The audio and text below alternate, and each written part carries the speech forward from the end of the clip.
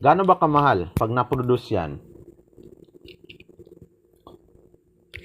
Real experience ha, kasi yung sa ginawa na device ni Sir Siang, professor ko, hindi siguro lalagpas yan ng 10,000 per product na one vending machine. System, kami nang gagawa nun, mga computer programmer. Yung network, saan ipapasa yung data, kasi nga, i-connect mo yan siya sa treasury, sa audit, saka sa tinatawag na inventory, saka dun sa IT depth. Dun papasok yung network.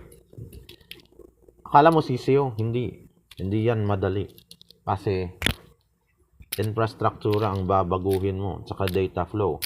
Kung sakaling gagawin ko yan, yan yung amount na